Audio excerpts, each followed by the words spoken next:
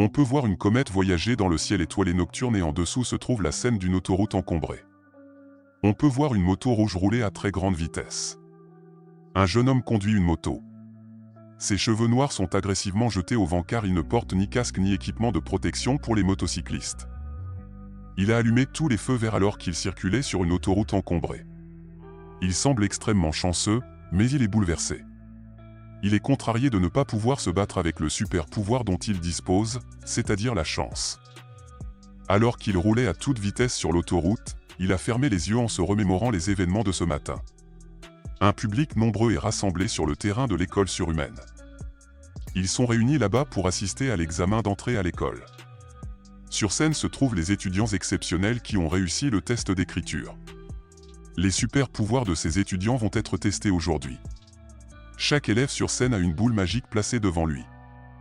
Le jeune homme faisait partie des étudiants exceptionnels qui attendaient avec impatience d'être testés. Dans la foule, une belle fille aux cheveux noirs encourage le jeune homme. L'hôte qui a accueilli les étudiants a expliqué les lignes directrices du test. Il existe 5 niveaux de superpuissance: poussière blanche, esprit bleu, âme violette, rouge royal et noir sacré. L'école n'accepte que les esprits bleus et les niveaux au-dessus. Tous ceux qui auront poussière blanche seront immédiatement rejetés. Alors que le jeune homme touchait le ballon devant lui, une lumière blanche rayonnait, signifiant qu'il était une poussière blanche.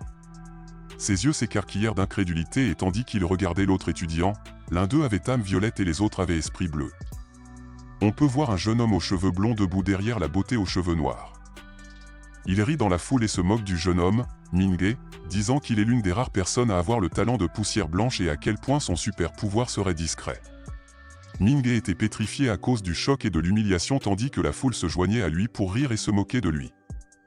Le jeune homme blond ajoute ensuite que Ming-Ge a le culot d'avouer son amour à la beauté de l'école qui est une âme violette. La beauté aux cheveux noirs a regardé la scène avec une grande inquiétude dans les yeux. Le flashback de Ming-Ge se termine alors qu'il ouvre les yeux et qu'un énorme camion est sur le point de le heurter. Il évita facilement le camion et une autre voiture qui se dirigeait vers lui. Bien qu'il ait vécu une expérience de mort imminente, il est toujours bouleversé et considère son pouvoir comme inutile. On le voit désormais voyager hors de la ville. Il emprunte la route avec un énorme squelette de colonne thoracique si énorme qu'il sert d'arche routière. Ming-Ge leva les yeux et remarqua que la comète se rapprochait de là où il se trouvait. À première vue, cela ressemblait à une grosse comète, mais en l'observant attentivement, plusieurs comètes suivaient la plus grosse. Ming-Ge pensait que même une balle ne pouvait pas le toucher à cause de sa chance, donc une comète ne pouvait pas le toucher quand la Terre était si grande. Juste au moment où il terminait cette pensée, une lumière vive brillait derrière lui. Ming-Ge regarda en arrière et ses yeux s'écarquillèrent lorsqu'il vit la comète derrière lui. Il fut immédiatement suivi par un grondement et Ming-Ge n'eut pas le temps de réagir. La terre a tremblé, des débris volaient partout et un nuage de poussière s'est formé à l'endroit où la comète a frappé.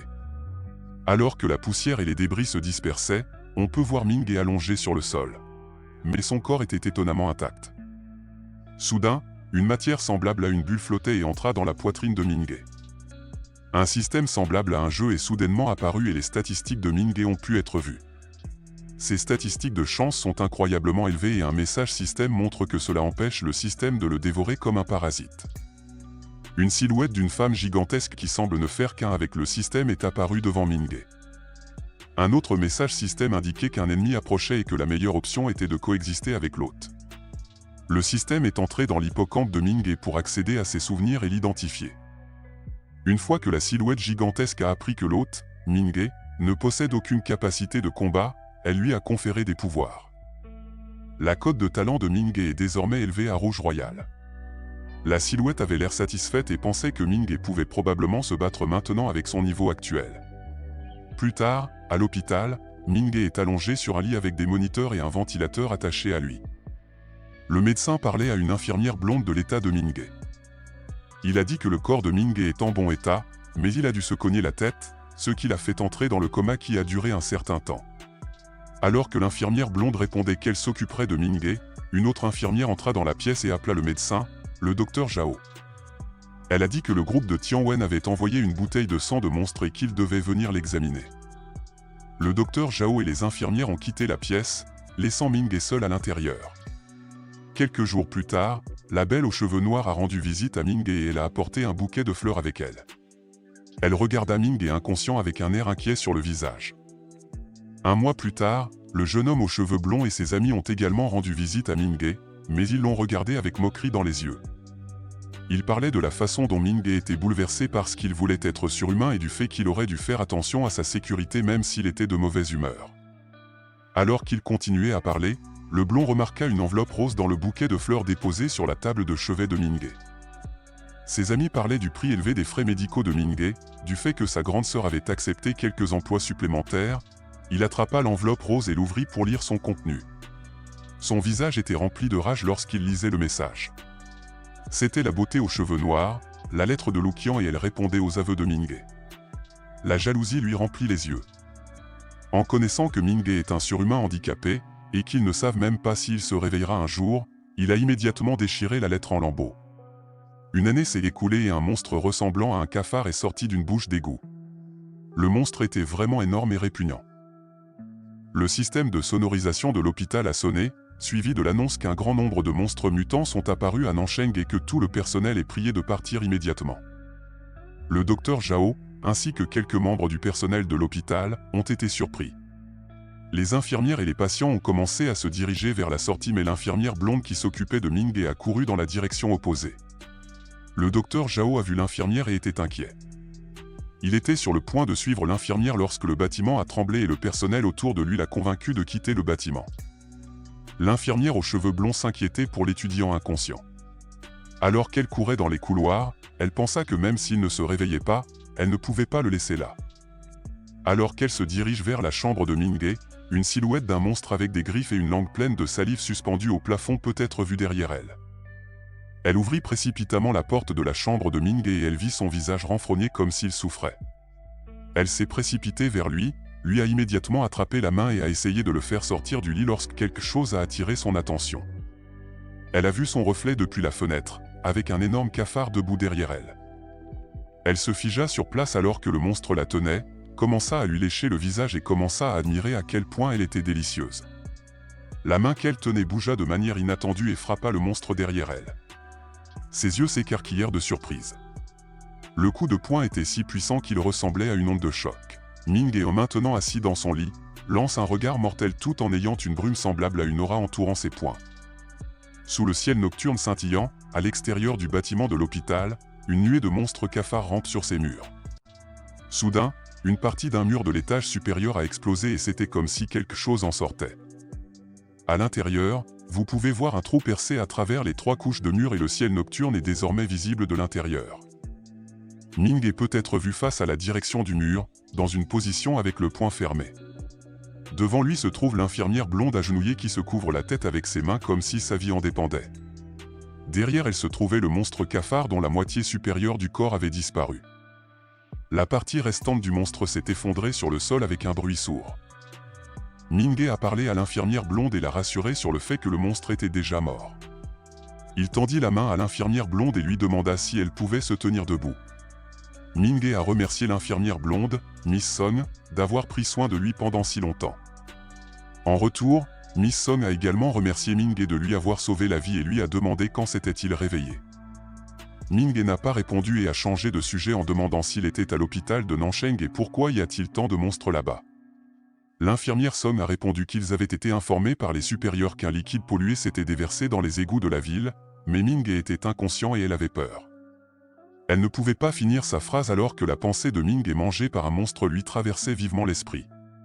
Ming a souri en disant à Miss Song qu'elle ne l'avait pas laissé derrière elle. Miss Song a simplement répondu qu'elle ne faisait que son travail et se demande comment Ming a tué le mutant d'un simple coup de poing alors qu'il n'était qu'un étudiant. Ming pensait qu'il pratiquait sa technique de combat depuis 1 an mais il ne voulait pas répondre à la question de Miss Song. Alors, il a encore une fois évité la question en disant qu'il devait se dépêcher, quitter les lieux et se mettre en sécurité avec les autres. Le bruit du combat précédent a attiré davantage de monstres et le couloir en est désormais rempli. Ming entra dans le couloir en utilisant le trou dans le mur qu'il avait créé plus tôt et dit à Miss Song d'attendre à l'intérieur de la pièce. Dès qu'il fut hors de la pièce, des monstres sautèrent immédiatement pour l'attaquer. Ming a pris une position de frappe et a éliminé tous les cafards à proximité d'un seul coup de poing rapide. Les cafards tout au bout du couloir ont été étonnés par ce qu'ils ont vu et sont restés figés sur place. Minghe a couru vers eux et a transpercé leur corps avec des coups de poing. Alors que Minghe frappait le dernier cafard, il entendit Miss Song crier. Il regarda en arrière et vit qu'un cafard avait échappé à ses attaques en rampant à travers le plafond et qu'il était maintenant sur le point d'attaquer Miss Song. Une bouteille d'acide sulfurique dans un chariot médical a attiré l'attention de Minghe. Il a couru, l'a attrapé et a cassé la bouteille dans ses mains. Au lieu que le liquide tombe vers le sol, il s'accumula dans ses poings. Miss Song a les yeux fermés et une main couvrant sa tête comme si elle acceptait sa foi d'être mangée lorsque Minghe a frappé le cafard et a appelé le mouvement Acid Fist. Miss Song ouvrit les yeux remplis de larmes et elle vit que le monstre, qui était censé la manger, fondait maintenant devant elle. Minghe regarda sa main en pensant aux innombrables fois où il avait pratiqué le mouvement dans son cerveau. Ses poings brillent maintenant d'une couleur verte. Miss Song s'est exclamée avec admiration et a demandé si son super pouvoir avait quelque chose à voir avec les coups de poing. Minghe n'a pas répondu à nouveau à la question de Miss Song et a simplement dit qu'il était toujours un étudiant qui avait échoué à l'examen de l'année dernière avec un humble sourire sur le visage. Miss Song a rétorqué que les professeurs devaient être aveugles parce que ses pouvoirs ne peuvent même pas se comparer à ceux de certains surhumains de rang pyro. Son sourire s'est transformé en une expression triste alors qu'il se souvenait alors du souvenir embarrassant d'avoir été classé poussière blanche lors de l'examen de l'année dernière. Minghe a demandé à Miss Song quel était ce fluide et comment les cafards étaient-ils devenus si effrayants. Miss Song vient de répondre qu'il n'y a pas que des cafards dans les égouts de la ville.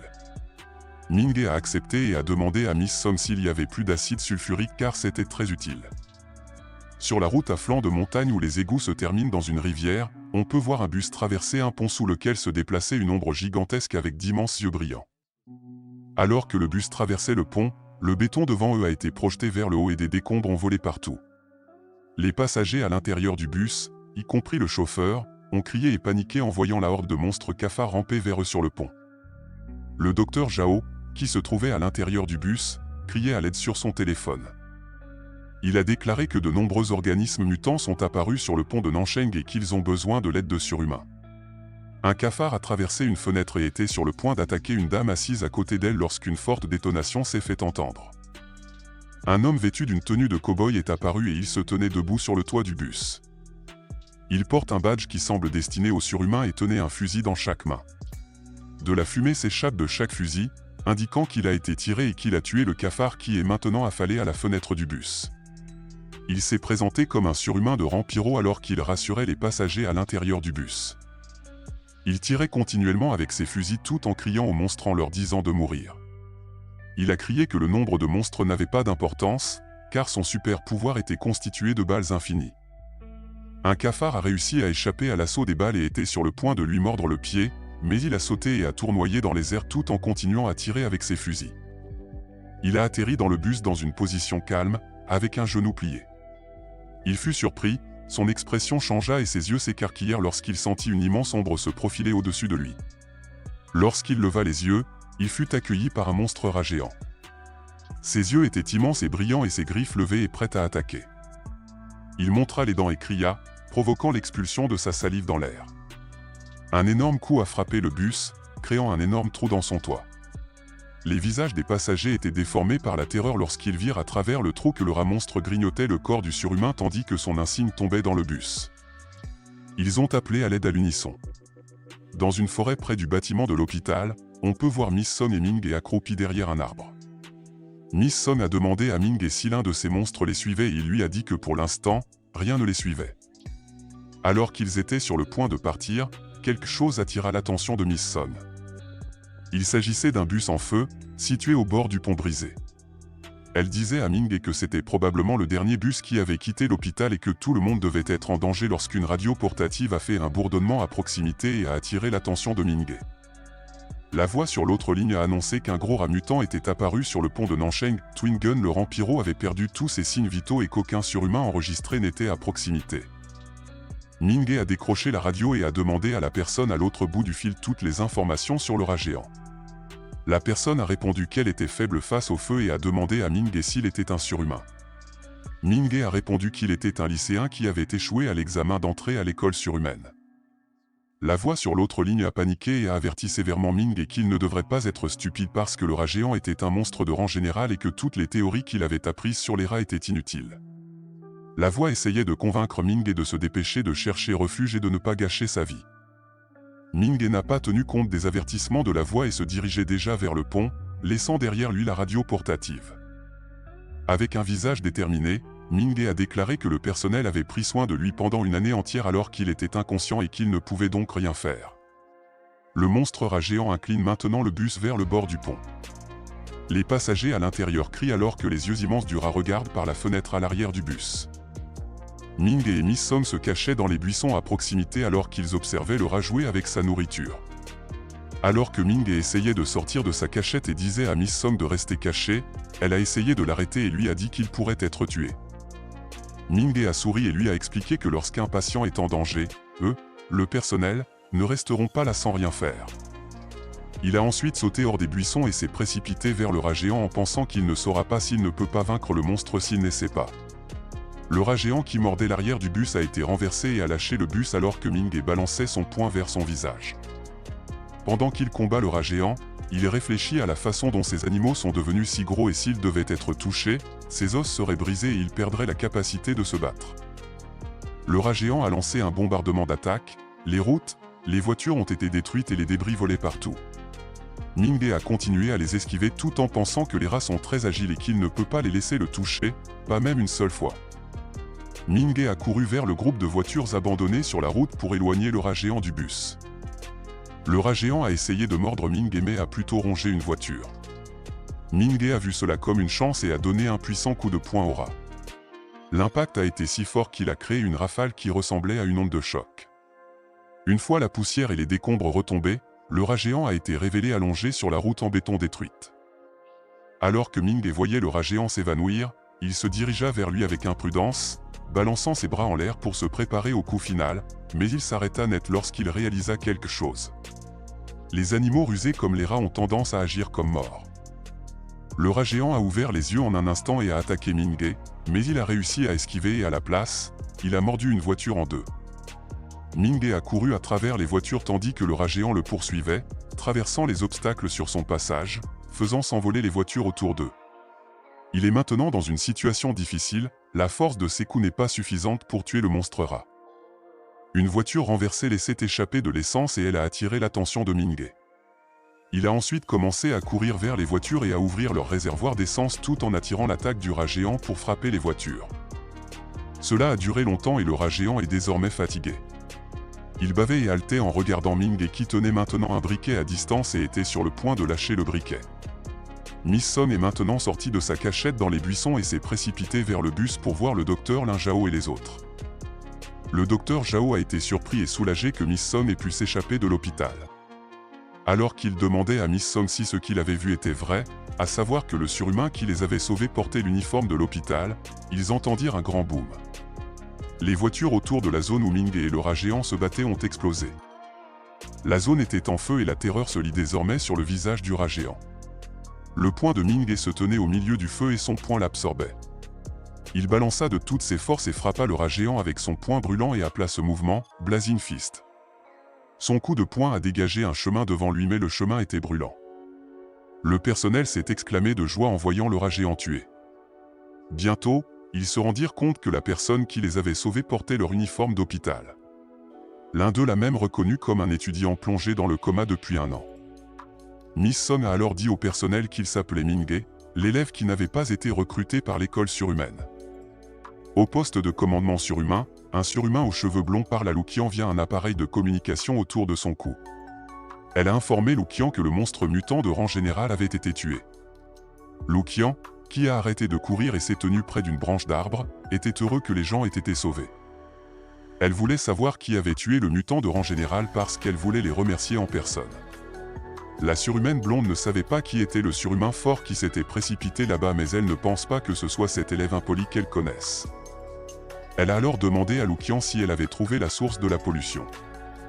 Il y a eu une pause avant que Luqian ne réponde qu'il y aura plus de monstres mutants dans le futur et que tout ce qu'ils peuvent faire maintenant est d'évacuer tout le monde à Nansheng et de sceller toutes les régions polluées. Au poste de secours, à côté du garde qui surveillait le portail, Miss Song soigne les bleus sur les mains de Ming-Ge. Elle a loué à quel point Ming-Ge était incroyable et a exprimé que sans lui, il ne s'en serait jamais sorti vivant. Alors que Ming-Ge baissait les yeux pour cacher son visage rougissant, une jeune femme aux longs cheveux noirs provoquait une agitation. Elle essayait d'entrer dans la zone polluée, mais le gardien l'en a arrêtée. Le gardien l'a rassurée en lui disant que tout le monde avait déjà été évacué, mais la jeune fille n'a pas écouté en disant que son jeune frère était là et qu'elle devait le sauver. Elle s'est effondrée et a supplié le gardien, leur disant qu'il était pitoyable et qu'il n'était qu'un adolescent mais qu'il vivait inconscient à l'hôpital et ne s'était pas réveillé. Alors qu'elle pleurait, racontant l'histoire sanglante de son jeune frère, Minghae, qui était assis à quelques pas de l'agitation, regardait la jeune fille d'une manière très drôle. La jeune fille a révélé que le nom de son frère était Minghae. Elle sanglotait en disant au gardien qu'elle ne pouvait pas croire qu'à un si jeune âge, son frère puisse faire face à une telle tragédie alors qu'il n'avait même pas encore tenu la main d'une femme. Elle s'est ensuite composée, a regardé dans le vide et a proclamé qu'elle le sauverait définitivement même si cela lui coûtait la vie, et que s'il était mort, elle le rejoindrait simplement. Minghae est bouche bée alors qu'il regarde sa sœur avec incrédulité et embarras. Minghae s'est levé en regardant sa sœur de côté. Sa sœur resta abasourdie un instant puis sauta dans ses bras et le serra dans ses bras quand elle y arriva. Elle était ravie que Minghae soit réveillé car elle était vraiment inquiète pour lui alors qu'il était choqué par la réaction de sa sœur. Alors qu'elle sanglotait, l'expression de Minghae est devenue triste alors qu'il se souvenait de ce que sa sœur a vécu au cours de l'année écoulée. Elle prend soin de lui et occupe de nombreux emplois pour payer ses factures d'hôpital. Il la serra dans ses bras. Il s'est excusé de lui avoir fait peur ainsi et l'a remercié pour son travail acharné au cours de l'année. Plus tard, dans un vieil appartement, Minghae vient de se réveiller. Il semble avoir les cheveux coupés et il n'est plus à l'hôpital en tenue d'hôpital. Alors qu'il disait que cela faisait si longtemps qu'il ne dormait pas chez lui, il remarqua la nourriture et une lettre de sa sœur sur la table près de son lit. La lettre indique que sa sœur est partie travailler car les frais médicaux ne sont pas encore entièrement payés et qu'elle ne pourra donc pas rester avec lui tout le temps et qu'il doit rester à la maison et récupérer. Minghae ne pensait pas que les factures d'hospitalisation et de soins aux patients seraient aussi élevées pendant un an seulement, même les frais de sa coupe de cheveux hier. Il se sent coupable que sa sœur ait 3 emplois rien que pour lui et qu'elle soit encore plus pâle que celui qui était le patient. Il a décidé qu'il devait trouver un moyen de gagner de l'argent pour améliorer la vie de sa sœur. Alors que Minghae avait ses pensées comme si c'était le bon moment, la télévision a annoncé qu'une récompense serait offerte à toute personne ayant des indices sur la source du fluide pollué. Il a immédiatement attrapé la télévision et s'est exclamé « C'est tout ». Il recevait également des récompenses pour avoir tué les monstres de la zone. Il était déconcerté que le problème n'ait pas encore été résolu et qu'il donnait déjà autant d'argent juste pour obtenir des informations sur la source de la pollution. Il imaginait qu'il serait non seulement en mesure de payer toutes les factures médicales qu'il devait, mais qu'il pourrait même leur offrir une nouvelle maison et qu'il pourrait utiliser l'argent restant pour acheter beaucoup de maquillage et de vêtements pour sa sœur. Il a commencé à réfléchir à l'endroit où se trouverait la source du fluide pollué. Il a eu l'idée de s'intéresser à l'hôpital de Nancheng plutôt qu'au district de Nancheng. Il doit entrer pour vérifier. Même s'il ne trouve aucun indice, il pourra toujours gagner de l'argent en tuant les monstres mutés. De cette façon, il se débarrasse des monstres et du mal pour le bien du peuple, et il acquiert également une certaine expérience grâce au combat réel. Minghae est entré dans le Bounty Hall. Une réceptionniste l'a d'abord accueilli et lui a demandé s'il était là pour déposer une prime ou s'il était un surhumain. Minghae a répondu qu'il était un surhumain. Elle a continué à lui poser des questions sur son rang afin de pouvoir lui confier une mission de prime d'un niveau correspondant à son rang. Minghae n'a pas répondu directement à la question et a plutôt demandé au réceptionniste quel rang il devait avoir pour tuer des cafards mutés et gagner des récompenses. La réceptionniste l'a informé qu'il n'y aurait pas beaucoup de conditions pour cela, il lui suffirait de leur montrer un super pouvoir de base. Ils lui donneront également un badge de stagiaire surhumain. Mais s'il veut vraiment obtenir un rang et devenir un surhumain de rang Starlight, il devra passer un examen beaucoup plus compliqué. Minghae a accepté les conditions et a demandé à être emmené sur le lieu d'entraînement. Sur le lieu de formation, de nombreuses personnes sont confrontées individuellement à des robots. La réceptionniste a demandé à Minghae quel genre de super pouvoir il possédait. Il lui a dit que c'était son coup de poing. Elle a ensuite emmené Minghae vers l'un des robots et lui a expliqué que le robot serait utilisé pour le tester et qu'il était très solide pour qu'il puisse le frapper de toute sa puissance. Elle a expliqué que le robot lui donnera alors une valeur sur la force de ses coups. Minghae a regardé l'écran placé sur le visage du robot. L'écran affiche une limite de 0 à 1200 et un autre nombre en dessous affiche 800 kg. Il n'était pas sûr que ses coups puissent atteindre la norme des 800 kg, il doit donc tout donner car ses muscles ne sont pas encore complètement remis d'un an d'inconscience. Son visage regarda sérieusement le robot et il se mit en position de frappe. Il frappa le robot de toutes ses forces et ses poings fumaient. Cela a surpris toutes les personnes présentes dans la pièce, y compris la réceptionniste. Ils regardèrent tous dans la direction de Ming-Ge. La partie poitrine du robot fut délogée et tomba au sol avec un énorme bruit. L'écran affiche désormais 1000 kg. Ming-Ge avait l'air déçu du nombre car il était à peine suffisant pour atteindre le standard. Les autres candidats ont crié avec incrédulité devant les absurdités que Ming-Ge vient de dire parce qu'il vient de battre le record du test. Le réceptionniste a ensuite expliqué que 800 kg était le score laissé par Iron Fist qui a fait ses débuts il n'y a pas longtemps et qu'il a été le premier à battre ce record. Ming-Ge se gratta timidement l'arrière de la tête en réalisant à quel point il avait mal compris le numéro affiché à l'écran plus tôt. Dans la salle de réception, la réceptionniste a donné à Ming-Ge une carte d'achat de 1000 yuan comme petit prix pour avoir battu le record. Elle a expliqué que s'il battait d'autres records lors d'un examen de classement, il recevrait plus de récompenses. Ming-Ge lui a demandé quel genre de rang ils avaient ici. Le réceptionniste lui a dit qu'il s'occupait actuellement des rangs Starlight, Moonglow, Saint-Blaze et Evenflar et que s'il en avait un qui est plus élevé, il devra aller ailleurs. Ming-Ge réfléchissait sérieusement en regardant la carte d'achat qu'il venait de recevoir. Il a ensuite souri et a réfléchi aux rumeurs qu'il avait entendues selon lesquelles vous pourrez acheter une villa et une voiture chère si vous atteignez le rang Evenflar. Même s'il n'était pas sûr si c'était vrai ou non, il était désormais déterminé. Il a juste besoin de se concentrer pour devenir plus fort et impressionner tout le monde. Plus tard, Ming-Ge est arrivé au lieu de rassemblement pour la prime. Il ne pensait pas qu'il y aurait autant de gens intéressés par la prime, il était dépassé par le nombre de surhumains rassemblés et se demandait si ces gens attendaient leurs autres membres. Luo Kexuan, rang Moonglow, s'est approché de Ming-Ge.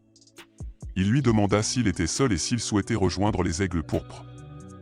Il lui a demandé s'ils étaient tous rassemblés là pour trouver plus de membres du groupe. Il lui a dit qu'attendre plus de membres était leur seule raison puisqu'ils se rendaient dans un endroit dangereux et que les officiels ne permettaient pas aux utilisateurs de capacité inférieure au rang Saint-Blaze d'entrer seuls. Il a accepté de rejoindre mais il a demandé son grade et lui a dit de montrer son badge. Il a montré son badge et Luo Kexuan a immédiatement vu qu'il était stagiaire de rang Starlight. Il a dit à Ming-Ge que leur groupe n'accepte pas de recrues, qu'il est suicidaire pour un stagiaire Starlight d'entrer et a conseillé à Ming-Ge de revenir en arrière et de s'entraîner davantage. Ming-Ge s'est demandé si personne ne ferait équipe avec lui en raison de son faible rang. Lin Yuyu, un ancien camarade de classe de Ming-Ge, l'a remarqué. Elle a demandé aux membres de son groupe, qui sont également d'anciens camarades de classe de Ming-Ge, de confirmer si la personne qu'elle a vue était bien lui. Ses camarades du groupe ont jeté un coup d'œil et ont confirmé qu'il s'agissait de Ming-Ge. Xu Zeng a souri en parlant de la façon dont l'autre groupe avait évité Ming-Ge. Lin Yuyu a appelé Ming-Ge, il a remarqué que c'était Lin Yuyu et s'est approché d'elle. Elle lui a demandé quand il était sorti et comment elle avait appris qu'il était dans le coma. Il lui a dit que ça faisait longtemps. Lu Xingong a demandé à Ming-Ge pourquoi il viendrait là-bas. Il a expliqué qu'il avait besoin de gagner rapidement de l'argent pour payer ses frais médicaux, alors il est venu chasser ces monstres mutants. Xu Zeng s'est moqué du physique faible de Ming-Ge et lui a dit qu'il devrait s'inquiéter de savoir comment ne pas devenir le dîner du mutant. Lin Yuyu a dit à Ming-Ge qu'il devrait venir avec eux car c'est très dangereux à l'intérieur, et qu'il ne devrait pas prendre de risques avec sa capacité de non-combat. Xu Zeng s'est encore moqué de Ming-Ge, soulignant que la capacité de Ming-Ge n'est que de la chance et que sa seule utilité est la loterie. Lin Yuyu a arrêté Xu Zeng et lui a dit qu'en tant qu'ancien camarade de classe de Ming-Ge, il devrait l'aider à surmonter ses difficultés. Lin Yuyu a demandé à Ming-Ge de les rejoindre et a promis qu'il le protégerait. Je n'ai vraiment pas le choix puisque les autorités m'interdisent d'y aller seul. Ils sont toujours les mêmes, me méprisant toujours. Mais ils sont entrés dans l'institut surhumain depuis plus d'1 an maintenant. Ils auraient dû devenir beaucoup plus forts, à leurs yeux, je suis toujours cette pauvre personne rejetée qui a été paralysée pendant 1 an, pensa Ming-Ge. Lu Xingong a exprimé qu'ils devraient simplement prendre cela comme s'ils apportaient une mascotte puisque la capacité de Ming-Ge est la chance et peut-être qu'il leur apportera de la chance. Wang Xiaodan a dit à tout le monde d'amener Ming-Ge puisqu'ils étaient autrefois camarades de classe. Lin Yuyu a accepté et a ajouté que les camarades de classe devraient s'entraider. Elle a parlé à Ming-Ge et lui a expliqué que l'institut exigeait que chaque étudiant participe une fois à une activité parascolaire et qu'ils envisageaient donc de revenir cet été pour aider à faire face à l'incident de pollution. Ming-Ge a demandé à Lin Yuyu où se trouve Lu Qian et pourquoi elle n'était pas avec le groupe. Xu Zeng, qui marchait devant, tourna la tête et se moqua une fois de plus de Ming parce qu'il pensait encore à Luqian et lui dit qu'elle était maintenant une célébrité à l'institut et qu'elle ne travaillerait pas avec d'anciens camarades de classe d'un rang aussi bas. Lin Youyu a dit à Ming que Luqian est incroyablement puissant, ils n'ont pas pu rattraper leur retard et elle a appris que Luqian était retourné dans la ville de Lanyang pour aider les fonctionnaires à trouver la source de la pollution. Elle s'est souvenue que Ming avait des notes parfaites en sciences humaines et a demandé à Ming quelle était la source de la pollution. Pendant que leur groupe marchait, des yeux brillaient dans les égouts de la rue. Xu Zeng a parlé à nouveau et a déclaré que des scores parfaits n'avaient aucun sens avec une capacité de combat nulle, d'où la raison pour laquelle Ming n'a pas été accepté à l'institut. Il a ensuite souligné qu'il chasse les cafards et qu'il est impossible que des étudiants comme eux puissent accomplir des tâches telles que trouver la source de pollution. Ming réfléchit et se souvint du rapport selon lequel il y avait 3 formes de monstres mutants, les cafards mutants, les asticots mutants et les gros rats mutants. Il a remarqué que ce sont tous des parasites qui vivent dans les égouts et a émis l'hypothèse qu'un polluant est très probablement une forme de fluide qui est entrée accidentellement dans le système d'égouts, ce qui a fait de la zone un hotspot mutant, produisant un grand nombre d'organismes mutés. Il a classé les mutants et a décidé que les gros rats mutants sont plus intimidants, que les cafards ne sont pas difficiles à gérer et il pense que les asticots mutants ne devraient pas être aussi forts que les cafards mutés et devraient être relativement plus faciles à gérer. Il était encore perdu dans ses pensées quand soudain une grosse masse ressemblant à une main apparut. Il réalisa que la masse était composée d'asticots mutés.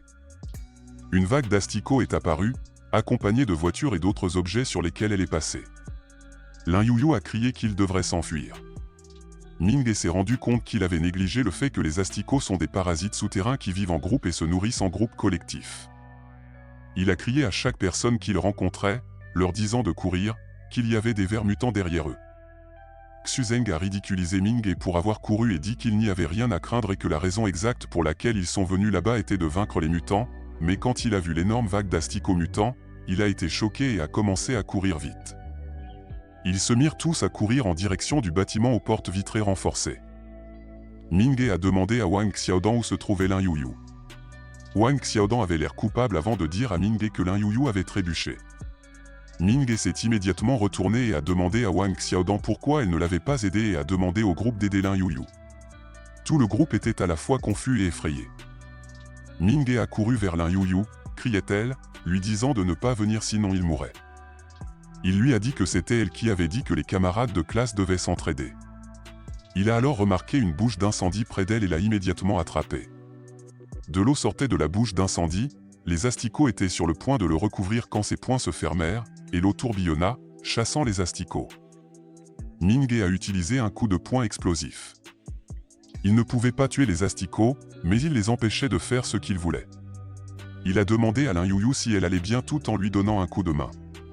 Elle réfléchissait à sa force et se demandait s'il était vraiment Ming tout en acceptant son soutien. En s'appuyant contre les épaules de Ming, Lin Youyu s'est rendu compte qu'il était en fait beau, et c'est dommage qu'il ait déjà Luqian qu'il aime. Elle était reconnaissante que Ming ne l'ait pas laissé derrière. Lin Youyu et Ming sont entrés ensemble dans le bâtiment, ils ont vu leurs camarades de groupe assis par terre. Xu Zeng lui a dit qu'ils étaient sur le point de la sauver mais Ming avait une longueur d'avance sur eux et ils n'ont même pas réalisé qu'elle avait trébuché. Il disait qu'il avait raté une occasion de sauver une demoiselle en détresse.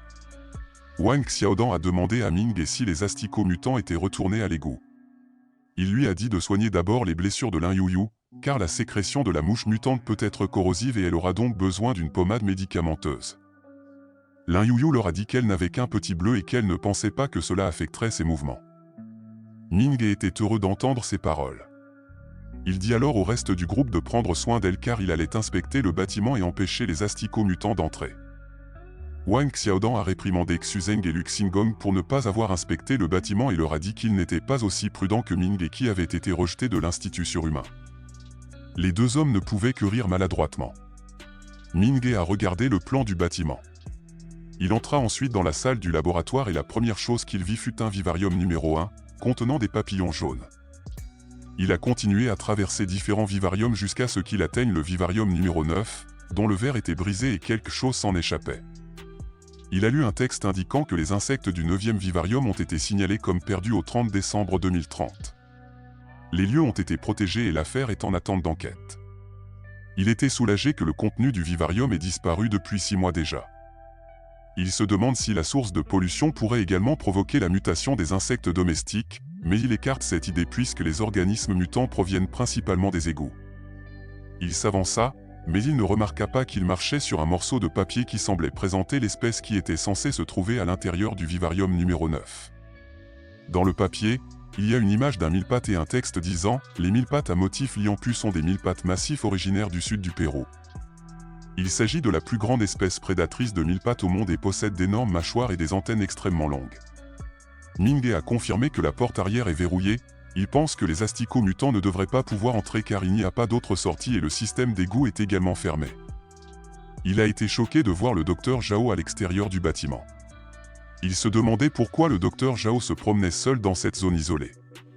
Il a remarqué que le docteur Zhao se dirigeait vers un bâtiment en ruine et a pensé que le docteur Zhao vivait là. Il pense qu'il est dangereux pour le docteur Zhao d'être seul puisqu'il n'est pas surhumain. Le téléphone de Mingue a soudainement sonné, un numéro inconnu l'appelait. Il a répondu à l'appel et lui a dit bonjour. La personne qui l'a appelé était l'infirmière Son. Elle lui a demandé où il était et lui a proposé de la rejoindre pour le dîner afin de le remercier comme il se doit de lui avoir sauvé la vie. Mingue a dit à l'infirmière Son qu'il se trouvait actuellement dans une zone isolée. L'infirmière Son a été choquée et a immédiatement demandé à Mingue pourquoi il était là et pourquoi la zone devrait être complètement fermée aux gens.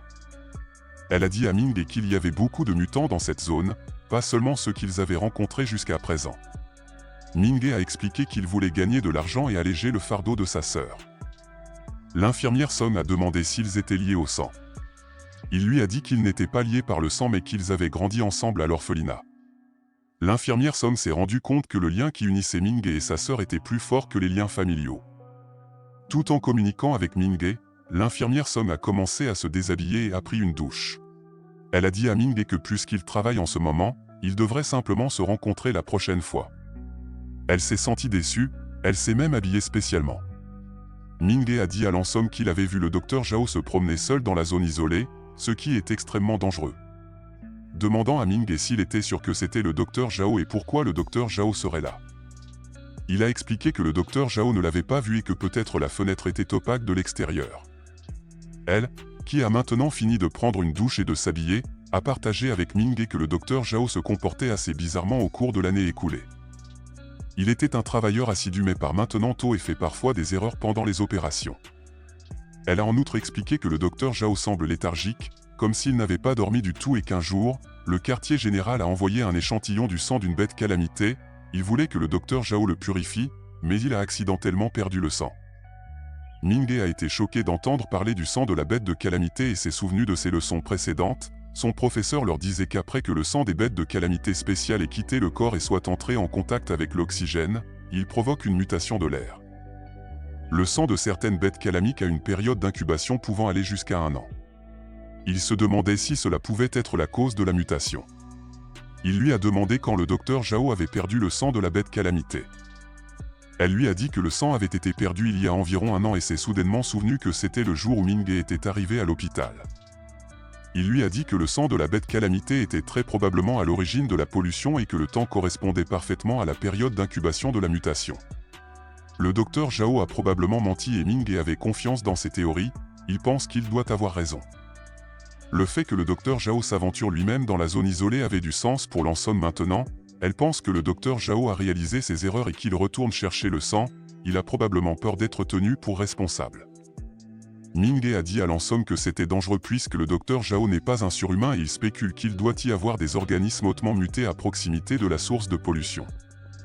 Il lui a dit que ce n'était pas une affaire anodine, qu'elle devait informer les autorités de ce qui s'était passé et leur demander d'enquêter immédiatement sur le bâtiment en panne.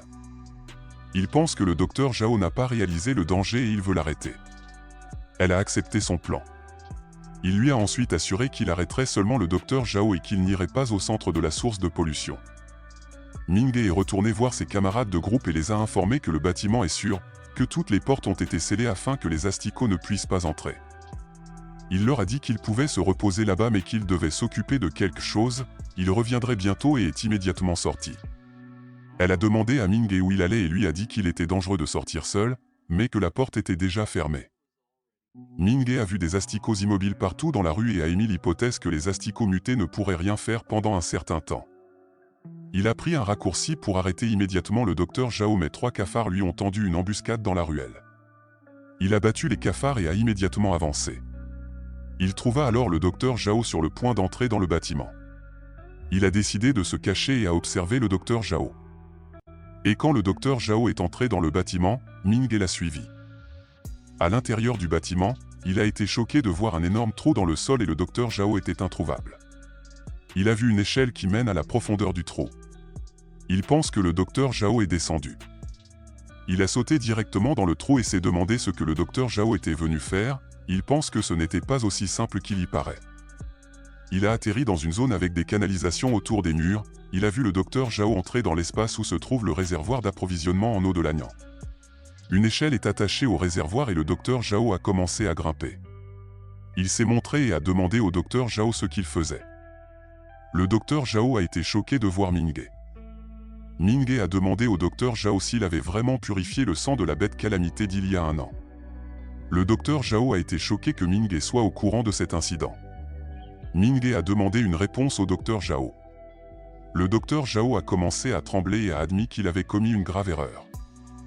Au début, il ne savait pas, il ne voulait pas vraiment cacher la vérité et a dit à Ming Ge que ce n'était pas intentionnel. Il descendit l'échelle et s'approcha de Ming Ge. Il a dit à Ming Ge qu'il était médecin et qu'il sauvait des vies. Il ne savait pas que sa négligence provoquerait une mutation des organismes et il est juste venu là-bas pour vérifier si l'eau était polluée puisque le sang se perdait par là. Il a souligné qu'il voulait faire amende honorable. Ming Ge a dit au docteur Zhao qu'il n'était pas un surhumain et qu'il aurait dû se présenter aux autorités. Le docteur Zhao est tombé à genoux et a supplié Ming Ge de l'aider car il était surhumain et il a vu à quel point il était fort lors de l'attaque à l'hôpital.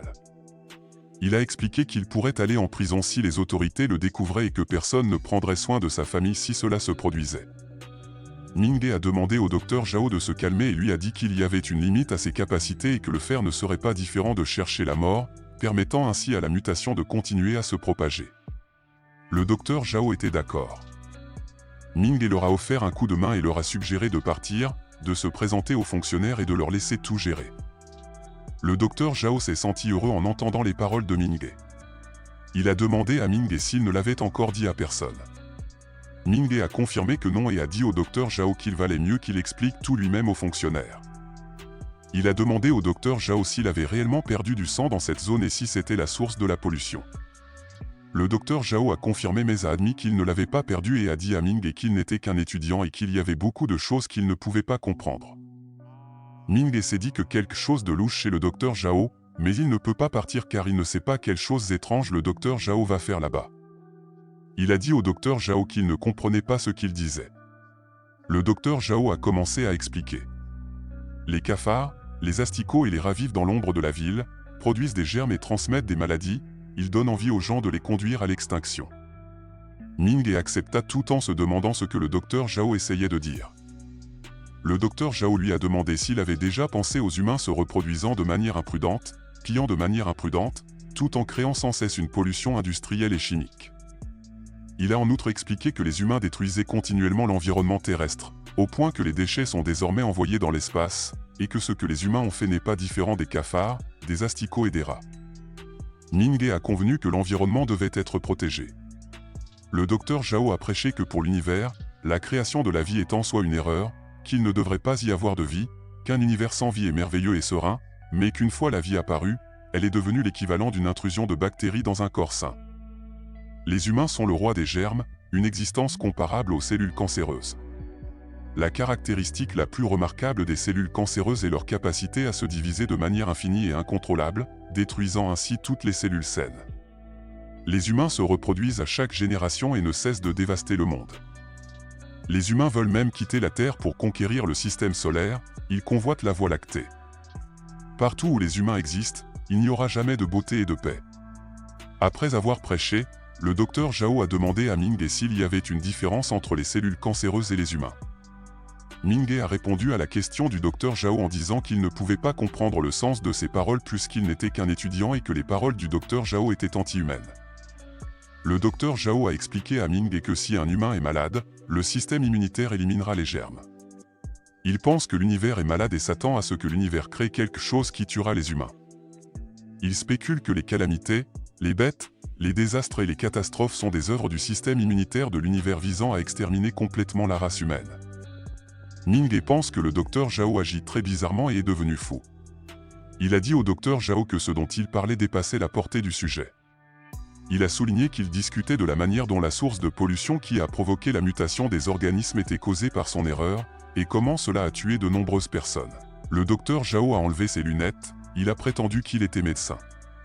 Quand les gens sont malades, il les soigne et il en va de même pour l'univers, il prétend être le médecin de l'univers et il aidera l'univers à éradiquer les humains qui prolifèrent et se propagent comme des cellules cancéreuses. Il estime que les cafards, les rats et les asticots ne sont pas aussi terribles que les humains. Ming était sans voix. Le docteur Zhao a admis avoir créé la source de pollution qui a commencé comme une simple expérience. Il a décidé de tuer d'abord les habitants de la ville de Lanyang, puis tous les habitants des autres zones métropolitaines. Il pense que la Terre doit être traitée et que les humains doivent être anéantis. Il prévoyait de traiter avec Ming, il le remercia d'être stupide et naïf. Il était heureux de pouvoir poursuivre son projet de polluer toute la ville. Ming a déclaré au docteur Zhao que la banlieue sud avait été isolée et placée sous contrôle, afin que la source de mutation ne se propage pas. Le docteur Zhao a ri et a demandé à Ming s'il pouvait bloquer les conduites d'alimentation en eau puisque toute l'eau de la ville passe par là. Grâce aux conduites d'approvisionnement en eau, la source de mutation se propagera dans toute la ville de Lanyang. La ville a besoin d'eau du robinet pour faire les courses, se doucher et nettoyer les rues. Tout cela utilise l'eau de là-bas. Ensuite, l'eau finira dans les égouts de la ville, puis tous les asticots, cafards et rats de la ville muteront. Ming pense que le docteur Zhao est atroce et a décidé de sortir. Le docteur Zhao n'est pas un surhumain et ne le ferait donc pas pouvoir le retenir. Il a dit au docteur Zhao qu'il ne comprenait pas ce que disait le docteur Zhao. Il a ensuite dit au docteur Zhao de continuer ce qu'il faisait auparavant et qu'il allait partir maintenant. Le docteur Zhao était choqué que Ming n'allait pas l'arrêter. Il pensait que Ming avait sauvé les gens à l'hôpital comme un acte de justice et voulait être un héros qui sauve la ville. Alors qu'il partait, Ming a répondu en disant qu'il était du genre à craindre pour sa vie, qu'il n'était qu'un déchet qui n'avait pas été accepté dans l'institut surhumain et qu'il n'était pas qualifié pour être un héros. Le docteur Zhao a dit à Ming qu'il était intelligent pour ne pas se mettre en travers de son chemin et a révélé qu'il lui suffisait de verser le sang dans le réservoir et que son plan serait terminé. Même si les fonctionnaires arrivent, il sera trop tard. Alors que le docteur Zhao était sur le point de prendre le sang de la poche de sa blouse de laboratoire, il réalisa que le sang avait disparu. Il se souvenait que Ming avait touché sa poitrine pendant qu'il parlait. Le docteur Zhao était enragé et transformé. Il a demandé à Ming de rendre le sang. Ming s'est demandé si la transformation du docteur Zhao était due à ses capacités, mais a immédiatement réalisé que le docteur Zhao avait expérimenté sur lui-même pour l'expérience de mutation lorsqu'il a vu quelque chose de renfler dans l'épaule droite du docteur. Le docteur Zhao a attrapé le renflement, l'a arraché de son épaule et l'a lancé sur Ming. La masse de l'épaule du docteur s'est transformée en 4 petites bêtes à 4 pattes, avec des pattes acérées comme une lame sur l'une de leurs pattes avant. Il était sur le point de s'accrocher à l'échelle quand l'une des bêtes a coupé l'échelle et les 4 bêtes l'entoura immédiatement. Les bêtes sautèrent pour attaquer, mais il marcha dessus et les utilisa pour sortir du trou. Lorsque Ming a atterri à côté du trou, il a remarqué du béton. Il a combiné le béton à son pouvoir de poing qui absorbe les éléments. Alors que la bête était sur le point de sauter par le trou, elle fut bloquée et heurta tête première le béton dur. Le docteur Zhao peut sentir le sang de la bête calamité puisque son corps en est rempli, et il pense que Ming ne pourrait pas lui échapper. Ming courait dans une ruelle en pensant qu'un gros rat mutant est déjà fort, alors qu'un homme adulte muté devrait être beaucoup plus fort. Il a supposé qu'il ne pouvait pas gérer le docteur muté Zhao. Il n'est pas allé dans la direction de son groupe car avec la force actuelle de son groupe, ils seront tous tués si le docteur mutant Zhao rattrape son retard. Il a décidé de traîner les choses jusqu'à ce que les fonctionnaires viennent récupérer le sang de la bête calamité. Il s'est appuyé sur l'infirmière Son. Un asticot s'est contracté, puis Wang Feng a marché dessus et a déclaré que l'extermination était terminée. À l'ouest du bâtiment abandonné, Xiaoran, classé Moonglow, tenant un couteau, était assis sur le corps sans tête d'un cafard muté, marchant sur sa tête séparée tout en disant que l'extermination était également terminée dans leur région. Liao Xiaojiang, classé Moonglow, a suggéré qu'il devrait revenir car il se trouvait qu'il avait épuisé son pouvoir magique. Luo Kexian a décidé de rappeler ses marionnettes et était heureux d'obtenir une généreuse somme d'argent en récompense. Leur guérisseur leur demanda s'il y avait des monstres plus puissants quand soudain la plaque de métal sur laquelle ils se tenaient brillait. Boum, la plaque métallique a été jetée avec le guérisseur. Xiaoran n'a pas tardé à réagir et à sauver le guérisseur. Le docteur muté Zhao est apparu du trou. Wang Feng pense que le nouveau guérisseur leur a porté un mauvais sort. Liao Xiaojiang a suggéré d'éliminer rapidement le docteur muté Zhao avant de trouver un endroit où se reposer. Luo Keqiang était excité de voir un gros monstre. Il a immédiatement calculé qu'il pourrait probablement en obtenir 100 000 pour le tuer. Il a même calculé combien chaque personne peut obtenir et a pensé que c'était bien plus facile que de tuer des asticots. Wang Feng a dit au docteur Zhao qu'il était un monstre dégoûtant et qu'il n'avait pas eu de chance d'avoir rencontré un groupe de surhumains classés Moonglow. Le docteur Zhao s'est murmuré que le meilleur traitement était de tous les éradiquer et a immédiatement saisi Wang Feng avec sa main droite. Il a utilisé sa capacité à reculer et à s'échapper plus rapidement. Il s'est moqué du docteur Zhao pour sa vitesse lente, mais lorsque le bras du docteur Zhao s'est étendu, il a immédiatement eu des sueurs froides sur son visage. Le docteur muté Zhao a attrapé le cou de Wang Feng et l'a soulevé. Il a levé son bras gauche, des pointants sont sortis et ont transpercé Wang Feng. Le docteur muté Zhao en a compté un. Xiaoran était enragé et a frappé le docteur mutant Zhao et a exigé de laisser tomber Wang Feng. Elle a vu la blessure du docteur mutant Zhao se fermer, mais elle a attaqué à nouveau en le traitant de monstre laid et dégoûtant. Lorsque Xiaoran s'est approché du docteur mutant Zhao, le docteur mutant Zhao lui a simplement coupé la poitrine avec sa main gauche. Xiaoran s'est allongé à plat sur le sol, puis le docteur mutant Zhao a jeté Wang Feng à côté de son corps et en a compté 2. Le docteur muté Zhao a demandé au reste du groupe s'ils étaient heureux que leur coéquipier soit mort puisqu'ils peuvent désormais prendre leur part de l'argent de la récompense. Le reste du groupe avait l'air terrifié, il transpirait intensément. Le docteur muté Zhao s'est léché les lèvres. Les 4 bêtes mutées du corps du docteur mutant Zhao sont sorties du trou. Le docteur mutant Zhao leur a dit que c'était dommage qu'ils soient pressés, sinon il aurait passé plus de temps à jouer avec eux. Les petites bêtes sentirent quelque chose et coururent immédiatement dans une direction précise. Le docteur muté Zhao a suivi les 4 petites bêtes mutées. Il se sentait excité de connaître l'emplacement de Ming et prévoyait de le déchiqueter. Simultanément, Liao Xiaojiang s'est immédiatement accroché au corps sans vie de Xiaoran, et ils ont tous deux frémi et pleuré. Luo Keqiang s'enquit auprès de Liao Xiaojiang de l'identité de la créature qu'il venait d'affronter. Liao Xiaojiang en a déduit que la créature était très probablement un monstre de rang seigneurial. Tous deux se sentaient incroyablement chanceux d'être sortis vivants de la terrifiante rencontre qu'ils venaient de vivre. Pendant ce temps, Ming fuyait dans les rues lorsqu'il se rendit compte que 4 bêtes mutées le poursuivaient par derrière. Malgré sa confusion, après avoir été certain de s'en être débarrassé, les bêtes étaient toujours capables de le suivre à travers le réseau complexe de rues. Ming a supposé que les bêtes avaient suivi son odeur pour le poursuivre. Reconnaissant que le docteur muté Zhao ne soit pas aussi rapide que les 4 bêtes, Ming a qualifié le groupe de bêtes mutées qui s'étaient séparés du corps du docteur muté Zhao de bêtes lymphomateuses. Ming était maintenant déterminé à empêcher le docteur mutant Zhao d'obtenir son sang. Alors qu'il était en fuite, il a remarqué une station-service déserte à proximité et a utilisé de l'essence pour masquer partiellement son odeur, espérant que cela lui donnerait suffisamment de temps pour échapper aux bêtes jusqu'à l'arrivée des secours. En entrant dans l'épicerie de la station-service, Ming a vu que 3 des bêtes ne s'arrêtaient pas à la station et continuaient à avancer, tandis que la 4e se dirigeait dans sa direction. Ming a observé la 4e bête alors qu'elle entrait dans l'épicerie. Il se cacha derrière un support à chips, prêt à attaquer la bête à son approche. Mais il fut surpris lorsqu'il réalisa que les pas s'étaient arrêtés, et en se retournant, il vit son reflet et la 4e bête prête à frapper dans le miroir. Ming s'est rapidement déplacé pour échapper à l'attaque, faisant tomber le support de chips vers la bête. Il courut ensuite vers la porte mais s'arrêta pour réfléchir, considérant que la 4e bête avait probablement un odorat accru et pourrait facilement le retrouver.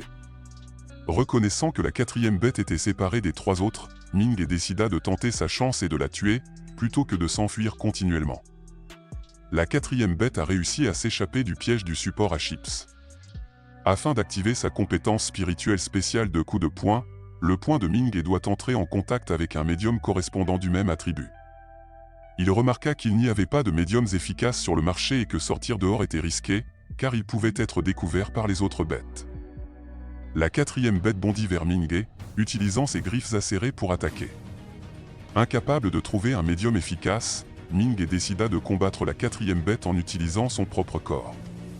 Il esquiva l'attaque de la bête et lui porta un coup de poing gauche dans le ventre, provoquant la projection de la bête dans un sac de farine.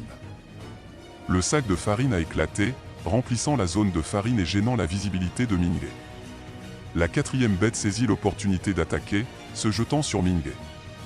Minghe a été pris au dépourvu alors que la bête lui a attrapé les épaules, une jambe marchant sur son bras droit et le faisant tomber en arrière avec la bête sur lui. La bête a tenté de mordre la tête de Minghe, mais il a réussi à échapper à l'attaque, faisant légèrement perdre l'équilibre à la bête et desserrant son emprise sur les épaules de Minghe. D'un mouvement rapide, Minghe frappa les mâchoires de la bête avec son poing droit, enchaînant avec une série de coups pour la maintenir en équilibre. Une fois que Minghe a su que la bête ne pouvait pas esquiver, il a donné un puissant coup de poing. La force du coup a laissé un impact visible à l'extérieur du marché. Calmement, Minghe se tourna et s'éloigna de la scène. Un trou dans le mur du marché révélait le corps sans tête de la bête appuyé contre lui. Pendant ce temps, dans la rue, du sang teinté de noir jaillissait des épaules du docteur Zhao.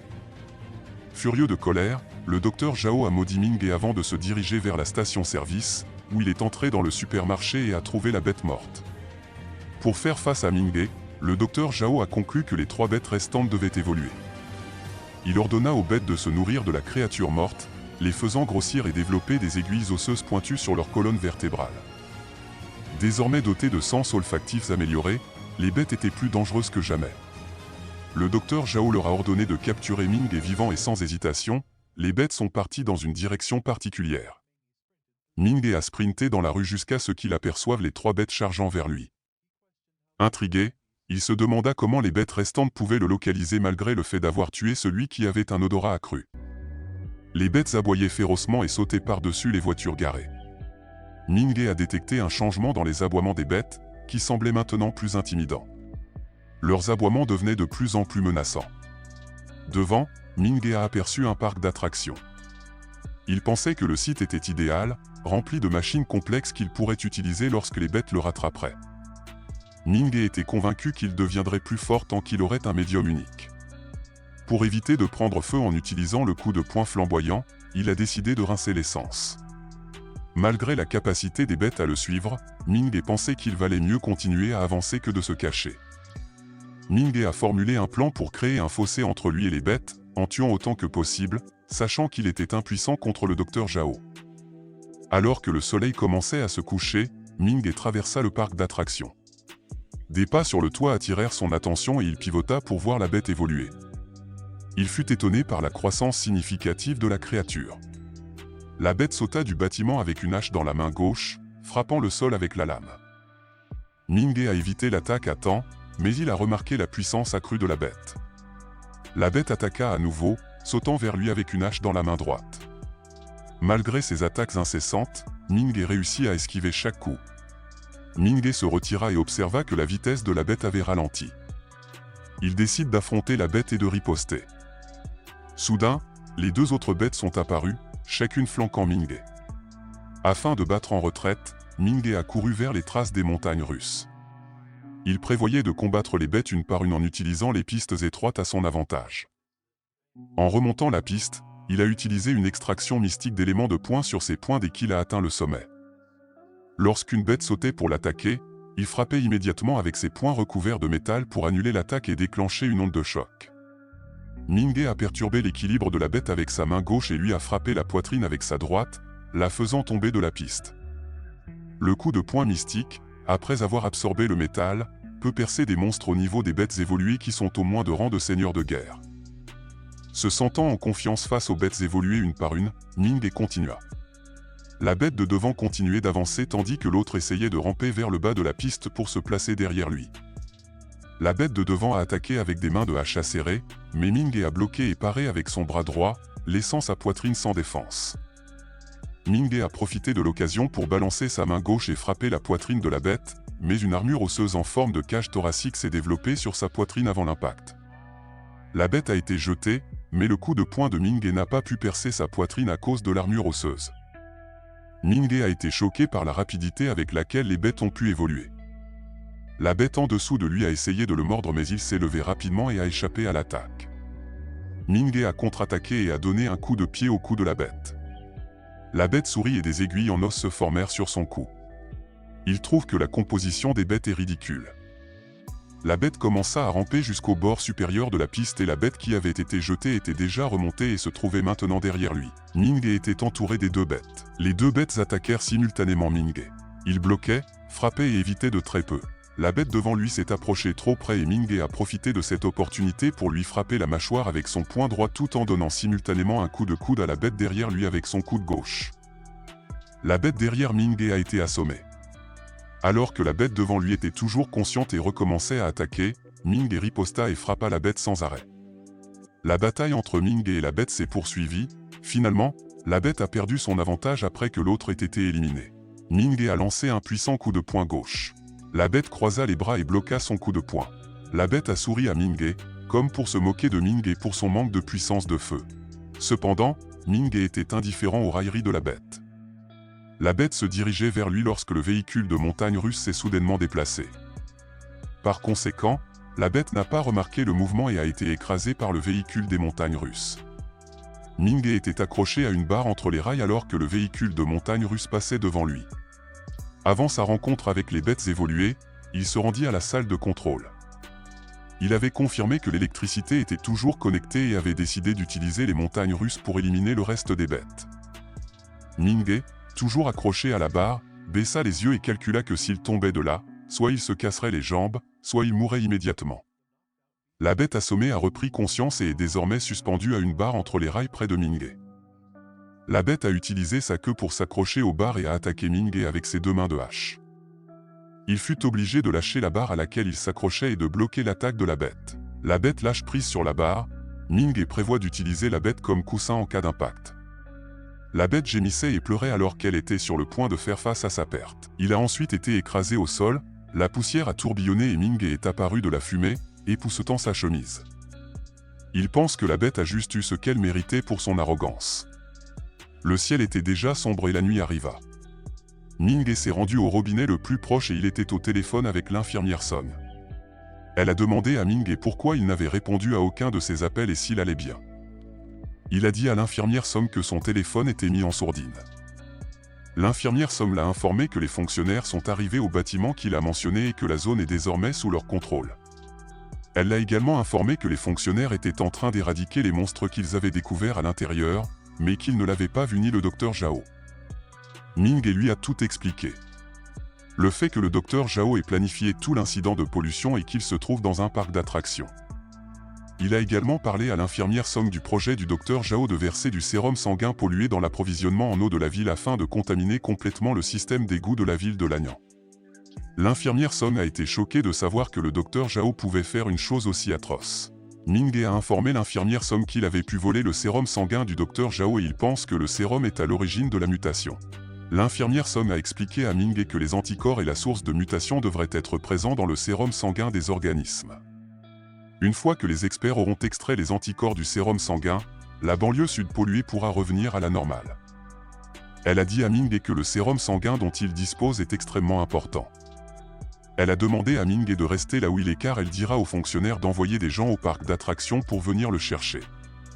Ming n'était pas d'accord et a demandé à l'infirmière Song de dire aux fonctionnaires de le rencontrer à la tour sud, car le docteur Zhao le poursuit toujours et il ne peut pas rester au même endroit. Il a ensuite demandé à l'infirmière Song de dire aux fonctionnaires que le docteur Zhao avait muté et qu'ils avaient besoin de l'aide d'experts, sinon le docteur Zhao tuerait tout simplement tout le monde. Après que l'infirmière Song ait accepté, Ming a commencé à courir. Lorsque Ming arriva à la tour sud, le docteur Zhao était déjà là, attendant son arrivée. Le docteur Zhao avait repris sa forme humaine, Ming était choqué de voir le docteur Zhao. Le docteur Zhao a salué Ming et lui a demandé de lever les yeux. Lorsque Ming a levé les yeux, il a vu ses anciens camarades de classe, Lin Yuyu, Xu Zeng, Lu Xinggong et Wang Xiaodong chevauchant la tour de chute.